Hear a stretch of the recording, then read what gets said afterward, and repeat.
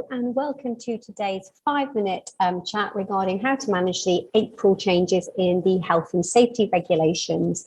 So what were these changes? Well, as of the 6th of April 2022, the regulations regarding PPE were extended. So PPE is the personal protective equipment, and the regulations now have been updated to 2022. And this means you're now responsible for providing personal protective equipment to additional workers. Now, you will have been providing PPE already to your employees. So that would have been safety helmets, eye protection, high vis, gloves, footwear, and so on. But that has now changed. So you've already been doing it for your employees with a contract, they're Limb A workers.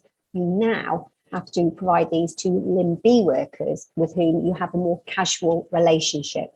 So these guys, they may have a contract or other arrangement for service, but they are not directly employed by you.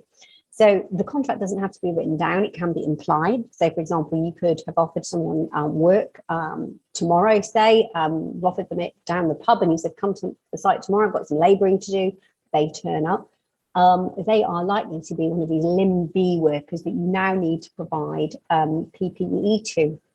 So they could work irregularly for you and other businesses, and they could choose to carry out work if they wanted to, or maybe not. So they're not at all contractually obliged to you.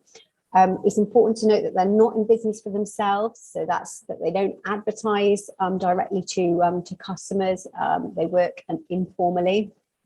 And I should point out that those changes don't apply to those who are technically self-employed in status. So in summary, by the 6th of April 22, you need to make sure that there is no difference in the way that you provide PPE to the workers on your site. So what would happen if a Limb A or now a Limb B worker had an accident without PPE provided? Well, the employer could face prosecution by the Health and Safety Executive. Equally, the employer could face legal action directly from the worker. You can, of course, be liable for a fine without an accident actually occurring. It could be a result of a spot visit from HSC.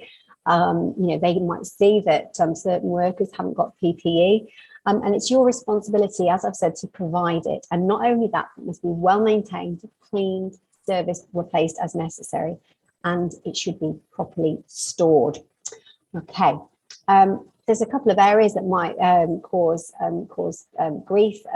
Limb B workers that come through employment agency. So, for example, maybe you employ some workers through an agency.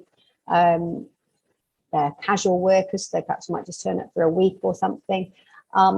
The interpretation of the regulations is that it's most likely that the responsibility for the provision of the PPE is not with the agency, but with the host employer who understands the risk on that specific site. So you've got to make sure that you provide those. Obviously, Health and Safety Expert is a piece of software which interprets all of those. We put that into the software, but you might want to look at HSC PPE 2022 yourself. So pop that in your search engine and you'll find information directly from the HSC. As I've said, we bundle all of that update into Health and Safety Expert so that it's ready for you, so that when the software makes document recommendations, it's referring to the very latest of the regulations. And you can show the HSC that you've completed your forms and they're all bang up to date.